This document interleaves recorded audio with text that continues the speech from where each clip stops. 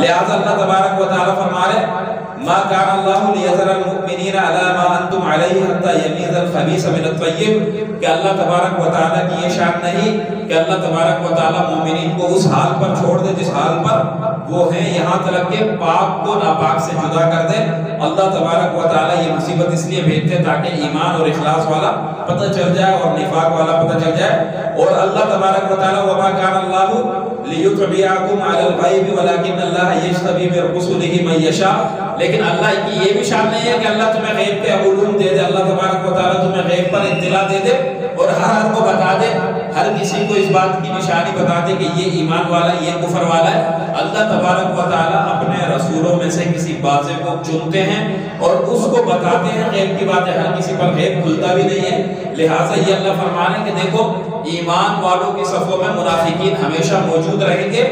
لیکن اللہ تبارک و تعالیٰ مصیبت کے ذریعے جب مصیبت بھیجے گا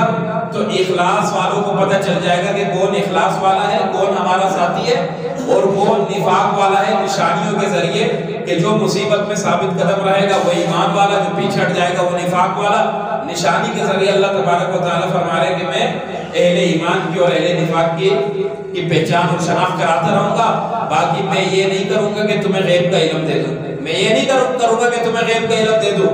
ہاں یہ ہوگا کہ میں اپنے رسولوں میں سے بعضوں کو چنوں گا اور ان کو غیب کا علم دے دوں گا اور انہیں غیب کے ذریعے بتا دوں گا کہ یہ کافر ہے اور یہ مومن ہے، جسے اللہ کے رسول کو بتایا گیا۔ حضرت حذیفہ بن یمان رضی اللہ تعالیٰ عنہ فرماتے ہیں کہ اللہ کے رسول نے انہیں بتایا تھا، جو منافق ہے سب کے نام بتا دیے تھے، سب نے سنا ہوا ہے۔ خیر یہاں تک تو بات ہوئی، لیکن اس آیت سے اہل بدعت ایک استدلال کرتے ہیں کہ دیکھو اللہ تبارک و تعالیٰ یہاں پہ یہ فرما رہے ہیں کہ وَلَكِنَّ اللَّهَ يَجْتَبِي مِن رُّسُلِهِ مَن يَشَاءُ، اللہ جس کو چاہتا ہے اپنے رسولوں میں سے اس کو غیب دے دیتا ہے۔ فرما رہے ہیں کہ دیکھو یہاں پتہ چل رہا ہے کہ جو رسول ہوتے ہیں حضور اکرم صلی اللہ علیہ وسلم اور دیگر انبیاء وہ غیب جانتے تھے، اس آیت سے پتہ چل رہا ہے کیونکہ اللہ فرما رہے ہیں نا وَلَكِنَّ اللَّهَ يَجْتَبِي مِن رُّسُلِهِ مَن يَشَاءُ، اللہ اپنے رسولوں میں سے جس کو چاہتا ہے اس کو چنتا ہے غیب کے لیے اور اس کو غیب دے دیتا ہے۔ ایک بات اور ادھر یہ دیکھیں کہ یہاں پر ہے لِيُطْلِعَكُمْ عَلَى الْغَيْبِ، عَلَى الْغَيْبِ، غیب کے اوپر الف اور لام داخل ہے۔ اگر آپ قرآن پڑھو گے قرآن پڑھو گے عَلَى الْغَيْبِ، غیب کے اوپر الف اور لام داخل ہے۔ اور عربی زبان میں الف لام کی بہت ساری قسمیں، یہ اہل بدعت کہتے ہیں کہ یہاں پر جو یہ الف لام داخل ہے اس سے مراد استغراق کا الف لام ہے۔ ہاں، اور استغراق کا معنی ہوتا ہے جمعی اشیاء کو گھیرنے والا، مطلب اللہ تبارک و تعالیٰ یہاں پر جس غیب کا تذکرہ کر رہا ہے، نفی کر رہا ہے، اللہ فرما رہا ہے کہ اللہ کی یہ شان نہیں کہ تم کو اطلاع دے غیب کے اوپر، غیب کلی کے اوپر، ہاں سارا کا سارا غیب تمہیں دے دے، یہ اللہ تبارک و تعالیٰ کی شان نہیں۔ لیکن اللہ تبارک و تعالیٰ اپنے رسولوں میں سے بعضوں کو چن کر یہ سب کو پورا کا پورا غیب دیتا ہے۔ یہ معنی اور مطلب کون بیان کرتا ہے؟ یہ اہل بدعت بیان کرتے ہیں۔ یہ کون بیان کرتے ہیں؟ اہل بدعت۔ ایک بات تو دیکھیں یہاں پر اس الغیب کے اوپر الف لام استغراق کا ہے یا نہیں ہے، تو یہ بات یاد رکھیں کہ استغراق جو ہے الف لام کے اندر تعریف کے اندر اصل نہیں ہے، بلکہ اصل جو ہے وہ عہد ہے، اور الف لام استغراق والا جو ہے وہ مجاز ہے، اور مجاز تب مراد لیا جاتا ہے، یہ مدرسے والے سمجھتے ہیں خاص مقام اس لیے بیان کر رہا ہوں تاکہ ریکارڈ ہو جائے، وگرنہ وہ عوام میں نہیں بیان کرتا۔ ہاں دیکھیں الف لام استغراق والا جو ہے وہ مجاز ہے اور اصل جو ہے وہ عہد والا ہے۔ استغراق والا تب مراد لیا جائے گا جب حقیقت متاثر ہوگی، حقیقت جب متاثر ہوگی، جب حقیقت کا معنی لینا دشوار اور مشکل ہوتا ہے تو پھر مجازی معنی لیا جاتا ہے۔ لیکن یہاں پر حقیقی معنی دشوار نہیں ہے، یہاں پر حقیقی معنی دشوار نہیں ہے، لینا آسان ہے، وہ بعد میں بتاؤں گا، لیکن اتنا سن لیں کہ حقیقت ہاں عہد ہے اور استغراق جو ہے وہ مجاز ہے۔ تو علامہ تفتزانی تلویح کے اندر فرماتے ہیں کہ التعریف لا يلزم ان يكون للاستغراق بل العہد هو الاصل، کہ تعریف الف لام ضروری نہیں ہے کہ وہ یہ لازم نہیں ہے الف لام تعریفی کہ وہ استغراق کے لیے آئے. ہاں ضروری نہیں کہ وہ استغراق کے لیے آئے، بلکہ جو عہد خارجی ہے وہی حقیقت ہے، وہی اصل ہے، وہی حقیقت ہے. تو یہ بات ظاہر ہو گئی کہ الف لام استغراق والا مجاز ہے اور عہد والا کیا ہے، وہ حقیقی ہے. اور جب متى تعذر حقیقت ارید المجاز، کہ جب حقیقت متعذر ہوگی تو پھر مجاز کو لیا جائے گا. اتنی بات واضح ہو گئی، ظاہر ہو گئی. تو اب پتہ چلا کہ جب عہد والا معنی حقیقی ہے اور استغراق والا معنی مجازی ہے، تو اور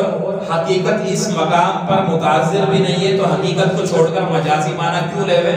مجاز کی طرف کیوں جائیں؟ یہ اصول کے بالکل مخالف ہے، یہ اصول کے بالکل مخالف ہے. پھر یہ مقام جو ہے یہ بھی استغراق والا نہیں ہے، بلکہ یہ مقام بھی عہد والا ہے کہ اللہ تبارک و تعالیٰ ایک مخصوص بات، جو غیب کی ایک مخصوص بات ہے کہ کون منافق ہے اور کون مومن ہے، اس کا ذکر فرما رہے ہیں، اس کا ذکر فرما رہے ہیں. تو اللہ تبارک و تعالیٰ کا جو کلام ہے اس جگہ پر اس کے مناسب بھی عہد والا معنی ہے، استغراق والا معنی نہیں ہے. کہ اللہ تبارک و تعالیٰ فرما رہے ہیں کہ یہ اللہ تبارک و تعالیٰ کی شان نہیں کہ تم کو بعض غیب کی باتیں بتا دے، مگر اپنے رسولوں کو چنتا ہے اور ان کو غیب کی باتیں بتاتا ہے، بعض مغیبات بتاتا ہے. وہ بعض مغیبات میں سے ایک غیبی بات یہ کہ کون مومن ہے اور کون منافق ہے، یہ بات. دوسری بات، مفسرین نے خود یہ بیان کیا ہے کہ یہاں سے بعض غیب کی باتیں غیب کلی، پورا کا پورا غیب یا ما کان ما یکون کا غیب مراد نہیں ہے. علامہ بیضاوی رحمۃ اللہ علیہ فرماتے ہیں کہ وَلَكِنَّ اللَّهَ يَجْتَبِي مِن رُّسُلِهِ مَن يَشَاءُ فَيُوحَىٰ إِلَيْهِ وَيُخْبِرُهُ بَعْضَ الْمُغِيبَاتِ. یہ علامہ بیضاوی رحمۃ اللہ علیہ فرما رہے ہیں کہ اللہ تبارک و تعالیٰ چاہتے ہیں جس کو اپنے رسولوں میں سے چنتے ہیں اور ان کی طرف وحی بھیجتے ہیں اور ان کو بعض غیب کی باتوں کا بیان کر دیتے ہیں، ان کو بعض غیب کی باتوں کا خبر دیتے ہیں. دوسرے نمبر پر امام بغوی فرماتے وَلَكِنَّ اللَّهَ يَجْتَبِي مِن رُّسُلِهِ مَن يَشَاءُ فَيُطْلِعُهُ عَلَىٰ بَعْضِ عِلْمِ الْغَیْبِ. تفسیر معالم کے اندر امام بغوی فرماتے ہیں کہ اللہ تبارک و تعالیٰ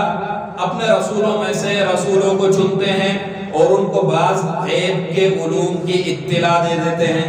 تیسرے نمبر پر حضرت امام خازن فرماتے ہیں، تفسیر خازن والے وَلَكِنَّ اللَّهَ يَجْتَبِي مِن رُّسُلِهِ مَن يَشَاءُ فَيُطَّلِعُ عَلَىٰ بَعْضِ الْمُغِيبَاتِ. بیانی تقریباً وہی والی عبارت. اور اس کے علاوہ بہت ساری تفسیریں جیسے تفسیر مظہری اور تفسیر خازن اور اسی طریقے سے تفسیر روح البیان اور جامع البیان وغیرہ جتنی تفاسیر ہے سب کے اندر تقریباً اسی قسم کی عبارتیں ہیں کہ جس کے اندر یہ بتایا گیا ہے کہ اللہ تبارک و تعالیٰ اپنے رسولوں کو بعض غیب کی باتیں بتاتے ہیں، پورا کا پورا غیب اٹھا کر نہیں دے دیتے کہ بس اب غیب تمہارا ہو گیا اور میرا کام نہیں ہے، میں اب فارغ ہوں، ایسی بات نہیں ہے. تو دیکھیں اصول جو اصول ہیں لغت کے اس سے بھی یہ بات ثابت ہوئی کہ اس عبارت سے، اس آیت سے غیب کلی اور ما کان ما یکون کا علم ثابت نہیں ہو رہا. اور خود اصول تفسیر سے بھی یہ پتہ چل رہا ہے کہ اس آیت سے ما کان ما یکون اور غیب کلی کا علم ثابت نہیں ہو رہا، بلکہ مفسرین کی تصریح میں نے آپ کو سنا دی کہ اللہ تبارک و تعالیٰ بعض مغیبات کا تذکرہ کر رہے ہیں، کلی مغیبات کا تذکرہ نہیں کر رہے. اور اگر یہاں پر استغراقی معنی لے بھی لیا جائے کہ نہیں سارا کا سارا غیب اللہ نے اٹھا کر اپنے نبی کو دے دیا، تو قرآن کا بہت بڑا حصہ جو ان باتوں پر مبنی ہے کہ جس میں اللہ تبارک و تعالیٰ نے یہ بتایا ہے کہ حضور اکرم صلی اللہ علیہ وسلم غیب کلی نہیں جانتے تھے، بلکہ اللہ تبارک و تعالیٰ اطلاع اور وحی کے ذریعے انہیں بتاتے تھے. تو ان حصوں کا انکار ہوگا جو وہ بھی صحیح نہیں، وہ بھی صحیح نہیں. اور خود اس آیت کے اندر اللہ تبارک و تعالیٰ فرما رہے ہیں کہ یہ اللہ کی شان نہیں ہے لِيُطْلِعَكُمْ عَلَى الْغَیْبِ، کہ اللہ تبارک و تعالیٰ تمہیں مطلع کر دے غیب پر. کہ اللہ خود فرما رہے ہیں کہ غیب اطلاعی ہوتا ہے، ذاتی غیب نہیں کسی نبی کے اندر. لیکن اللہ فرما رہے ہیں وَلَكِنَّ اللَّهَ يَجْتَبِي مِن رُّسُلِهِ مَن يَشَاءُ، اللہ اپنے رسولوں میں سے جس کو چاہتے ہیں چنتے ہیں، اس کو اطلاع دیتے ہیں. تو یہاں پر بھی پتہ چل رہا ہے کہ اطلاع علی الغیب ہے. غیب کے اوپر اطلاع جو ہم کہتے ہیں، جو وحی کے ذریعے اللہ تبارک و تعالیٰ بتا رہا ہے، انبیاء میں ذاتی علم غیب حاصل معلوم کرنے کی صلاحیت اللہ تبارک و تعالیٰ نے نہیں رکھی، تو لہٰذا اس آیت سے ایک معنی جو اصحاب بدعہ لیتے ہیں وہ معنی بالکل کیا ہے؟ باطل ہے، غلط ہے، اس کا کوئی ثبوت نہ اس آیت سے پتہ چل رہا ہے، نہ لغت کے اصولوں سے پتہ چل رہا ہے، اور نہ ہی مفسرین نے اس کی تصریح کی ہے، بلکہ یہ تفسیر بالرائے ہے کہ جو اپنے باطل عقیدے کو گھڑنے کے لیے اور ثابت کرنے کے لیے کی گئی ہے، جس کا کوئی اعتبار دین اور شریعت کے اندر نہیں ہے، لہٰذا یہاں سے غیب ہے، بعض غیب اللہ تبارک و تعالیٰ مراد لیتے ہیں، کلی غیب نہیں لیتے۔ اللہ فرماتے ہیں وَإِن تُؤْمِنُوا وَتَتَّقُوا فَلَكُمْ أَجْرٌ عَظِيمٌ، ہاں تم اسی طریقے سے اللہ تبارک و تعالیٰ سے اگر پر ایمان رکھو اور ڈرتے رہو گے تو انشاءاللہ تمہیں بہت ہی بڑا اجر ملے گا۔ وہ اجر کیا ہے؟ وہ جنت کی شکل میں ملے گا۔